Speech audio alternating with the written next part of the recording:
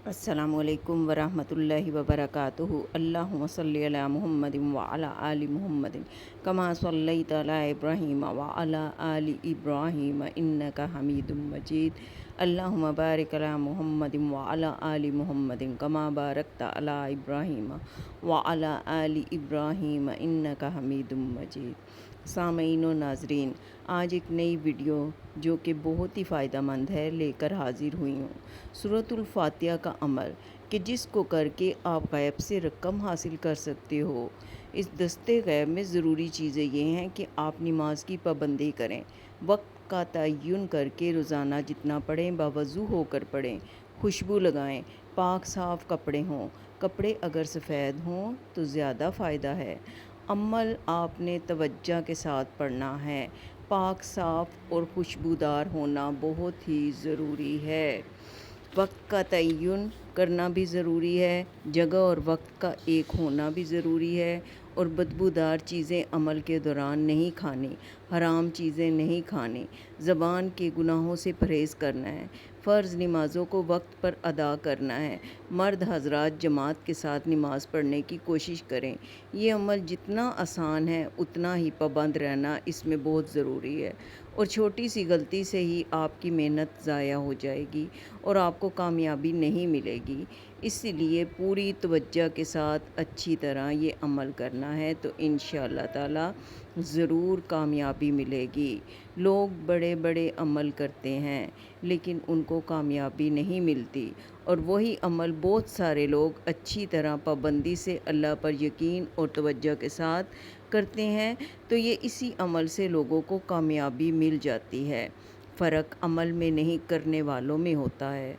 जितनी तवज्जो और एहतमाम के साथ पढ़ेंगे कुरान की तासीर आपके सामने ज़ाहिर होगी और अल्लाह की मदद भी आपके साथ होगी। अगर बेतवज्जही से करेंगे तो फिर कामयाबी का मिलना बहुत ही मुश्किल हो जाएगा। इसलिए जो भी वजीफ़े आप कर रहे हैं या करने वाले हैं, तवज्जो के साथ अदायगी करने की कोशिश करें।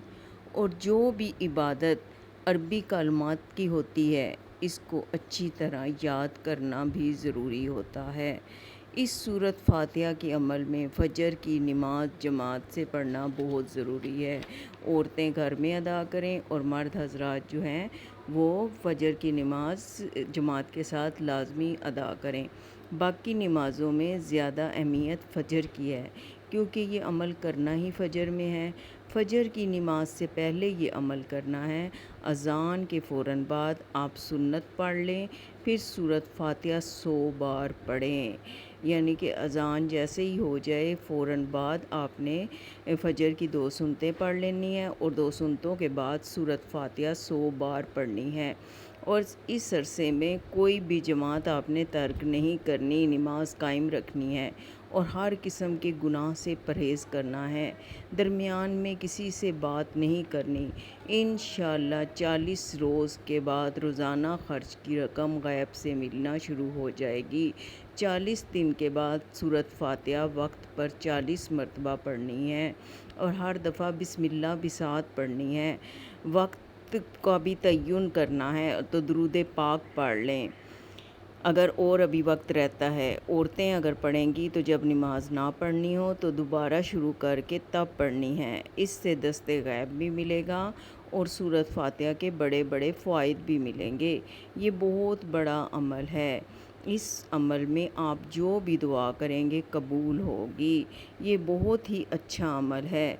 इसकी कदर ये है कि ज़्यादा से ज़्यादा मुसलमानों में फैलाएं, इसको पाबंदी से पढ़ें ताकि आपको भी फ़ायदा हो और दूसरों को भी इसका बहुत ज़्यादा फ़ायदा अजर व सवाब मिले। ज़्यादा से ज़्यादा इसको शेयर करना है तब ही आपको फ़ायदा होगा। एक दफ़ा फिर दोबारा सुन लें कि आपने ये अमल अज़ान सुबह फ़जर की जब हो जाए उसके फ़ौरन बाद 2 रकत नमाज सुन्नत अदा करके फिर सूरत फातिहा आपने 100 बार पढ़नी है और कोई भी नमाज कज़ा नहीं करनी। और अगर टाइम हो अभी नमाज का तो दुरूद पाक कसरत से पढ़ते रहें اور اس کے بعد آپ نے 2 فرض پڑھنے ہیں۔ مسلسل 40 روز تک یہ عمل کرنا ہے، اور انشاءاللہ تعالی 40 روز کے بعد روزانہ خرچ کی رقم آپ کو غیب سے ملتی رہے گی۔ لیکن اس عمل کے دوران نماز قضا نہیں کرنی۔ 40 دن کے بعد سورۃ فاتحہ آپ نے اسی وقت مقرر پر 40 مرتبہ پڑھنی ہے، اور ہر دفعہ بسم اللہ بھی ساتھ پڑھنی ہے، اور درود پاک بھی ٹائم پر پڑھتے رہنا ہے کہ اگر آپ کو ٹائم میسر ہو تو آپ نے درود پاک لازمی پڑھنا ہے۔ یہ سورۃ فاتحہ کا سب سے الگ اور طاقتور عمل ہے۔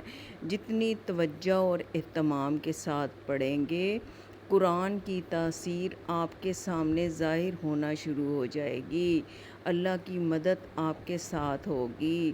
لیکن اگر آپ کا دھیان کہیں اور چلا گیا، آپ کی توجہ کہیں اور چلی گئی، تو پھر کامیابی کا ملنا بہت ہی مشکل ہو جائے گا۔